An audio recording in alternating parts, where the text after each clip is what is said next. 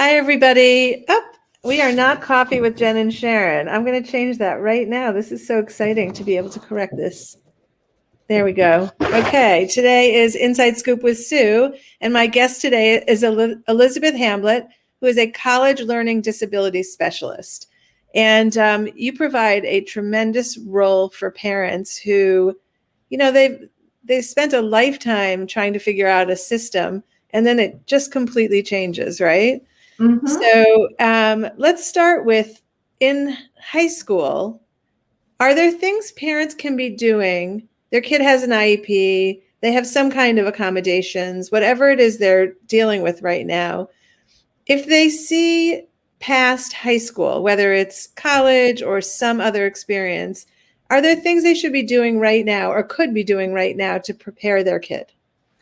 That's a great question. I think if I were to give you one word to sort of guide that path, it would be independence. So working your students towards being more independent in a lot of parts of their life. I think coaching them to do certain things rather than doing them in place of or for them is a really important thing. One of my things that I really like to focus on is students' confidence. So whether they're going to college or they're going out into the working world, what you want is for them to know that they're capable. And the best way for them to know is to do things on their own. And so I think parents can coach from, the background or get them ready for something, but to let them have experiences and ask questions, because you also don't know what they don't know until they try to do something.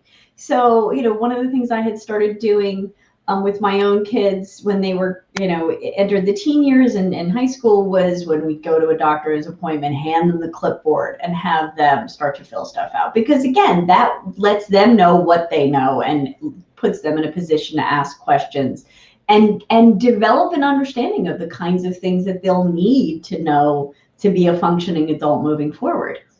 It's really hard. It's kind of like the first time I took my oldest kid to a parking lot to drive, and I felt like, I don't know how to teach you how to drive. Right. And this is a little bit of the same thing where now, in retrospect, I could say, well, my kids really should make their own appointments in high school. Like if they have an appointment, that's a big skill that we don't typically turn over to our kids. We're like, oh, you have an appointment next week. Right. Right. And I think, if it comes to, sometimes there's situations with teachers, a paper is late, or anything like that, giving you can sort of Cyrano de Bergerac it if you want and give them the wording for the email. Because again, there's nothing wrong with doing that the first time to show them what it might look like. And then, or, even better would be to say, before you send it, show me your draft. And let me see what kinds of things I would add or take out. So I think, and it also expresses to them, I think, that you have confidence in their ability to do it, that you do think that they can take care of it. And I think that's really important. Yeah, that was like, for me, the college scandal, college blues. Yeah. Like the saddest part of that was the takeaway for the kids, that the parents did all these things behind their kids' back to get them in.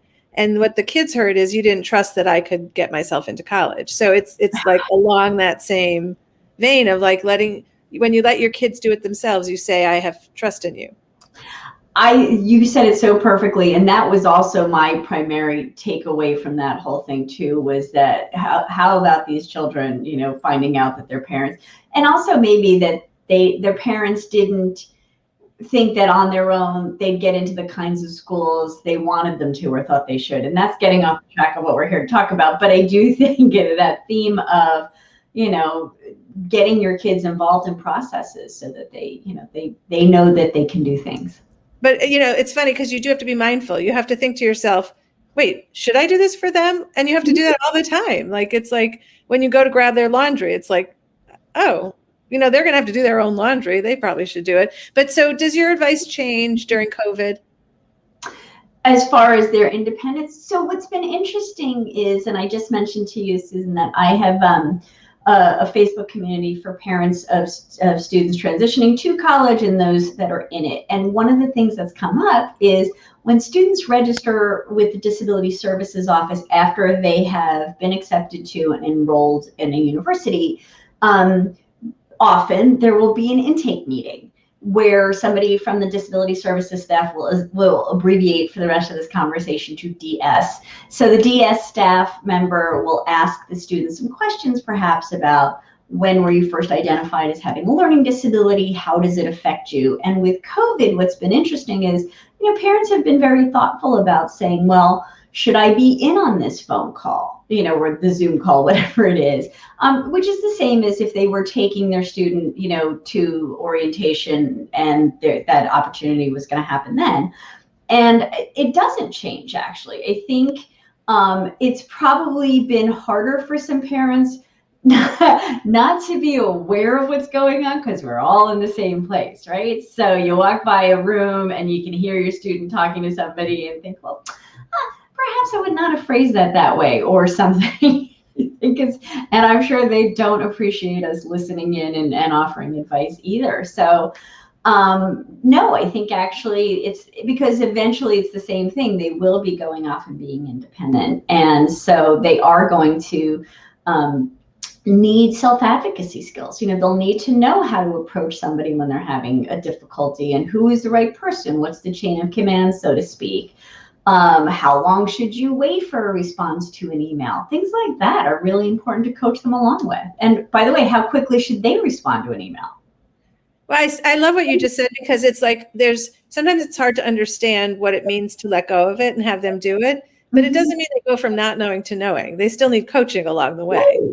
Right. So as a teacher, you scaffold it. So, there's an old saying that I learned when I was becoming a teacher, which is oversimplified, but it basically says, like, tell them what you're going to teach them, teach it to them, and then tell them what you taught them. And so it's sort of like show them how to do it, then scaffold them, have them, like I said, practice something, draft it, do something, be there nearby, and then eventually have them do it on their own. So I think that those are, it's the image of coaching, I think, is a really good one.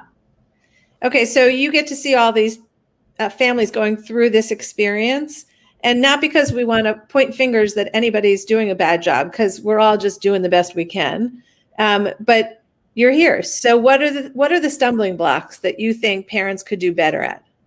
Well, I think, first of all, let me just start from a position of saying research does show that there's a correlation between having supportive parents and being successful in college.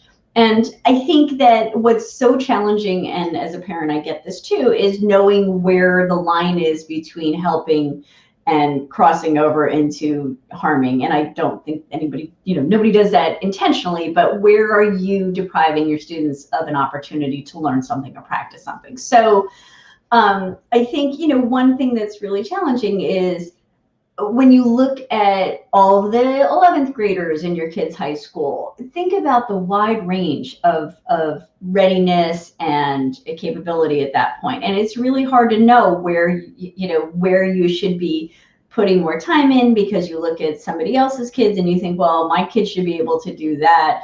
But since she can't, I'm going to do it for her because she needs to be where that person is. And again, students get there by doing things and not by just being, pushed along. So I think perhaps one of the things I worry about is the amount of in-person, one-on-one support students get, depending upon how that support is provided. So I've had friends who are educational consultants, and they talk to me about students who get tutored every single day after school. Parents are providing a tutor to make sure that they understand everything. And again, if your student is really struggling, I would never tell you to take it away, but ask questions about how that support is being provided. So is the tutor sitting down with your students saying, okay, now you open your notebook, now let's see what it said, and I'm going to do this with you? Or is the tutor saying, okay, what do you have to do? What's your plan for how we use our time? Having them do some of the stuff on their own so that the tutoring or the support is response to the student's own questions, rather than the tutor just saying, and here's what you guys studied in class that I have now previewed and learned for you. Because, some of the things that don't happen in college are things like Typically, one-on-one tutoring is not available, or if it is, it's for a fee. And not to say that parents can't pay for tutoring either, but sometimes, that doesn't mean that the tutor has gone through the student's class's curriculum and previewed all the information. Students are expected to come with their own questions and know what they're there for. I think, too, that, getting in contact with people when you need help is an important skill. And so having your student articulate in an email what, to the teacher, I didn't understand this problem, I tried this first, and getting them to do that instead of the parent contacting the teacher in high school and saying, well, Elizabeth did not understand this and please don't mark her off for her homework tonight. Encouraging them to do the outreach. One of the things that I try to point out to people is colleges wouldn't have tutoring centers if they didn't expect students to struggle. And I think sometimes, students get the impression that getting support is some form of shame, and to normalize that for them and to say, if I'm at work and I don't understand something, we all call the IT person, right? We don't understand how to fix the printer, or we don't know how to do something. And that is what people who are successful do. They identify where they have a problem, and then they, go and get the answer from the person who knows.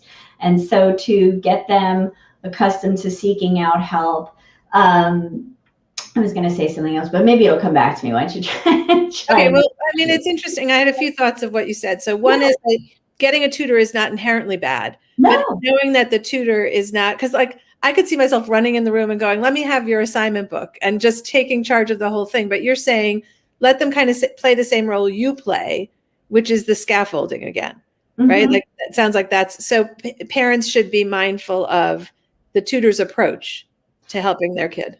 Absolutely. And, there's such a discussion amongst parents right now about executive functioning, because we're starting to realize how crucial that is to success, in life in general. So, you said earlier in this conversation, you say to your kid, oh, you've got an appointment at this time. So, perhaps sending that appointment to them as an invite, as a calendar invite, and then checking to make sure they've accepted it, and then saying to them, if they're going to go off and do this on their own, do you need to put a reminder in your phone that this is coming up so that you know when to leave?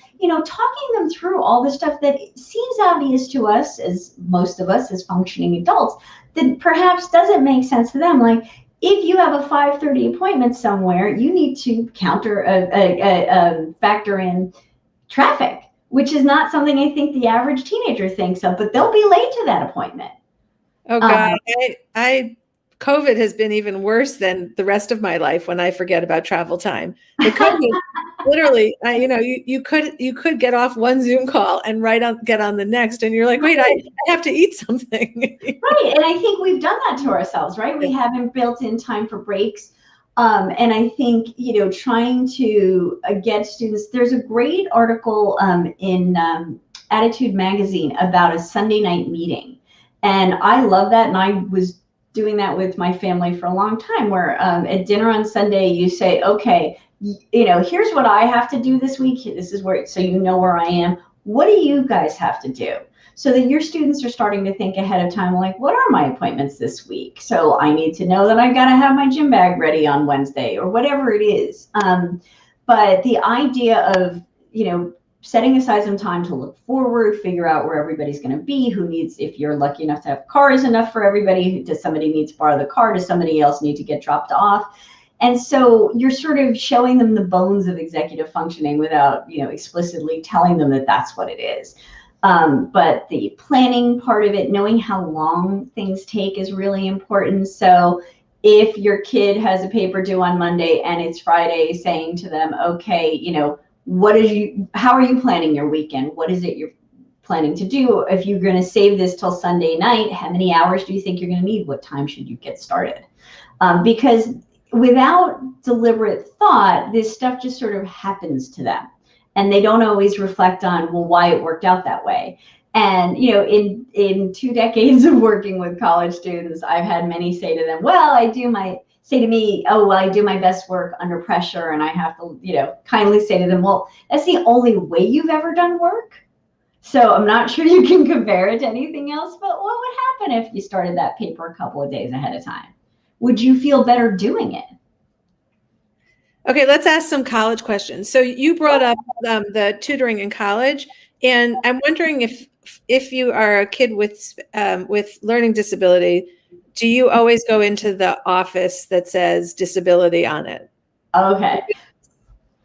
So that's a great question because it's actually got a couple of layers. So let me start by letting parents know that a huge longitudinal survey that was done found that in this sample of 12,000 students who had received at least one accommodation in high school, I think amongst the kids with learning disabilities, and I don't have this number at my fingertips, so I apologize if I get it wrong, something like 24% registered with the Disability Services Office.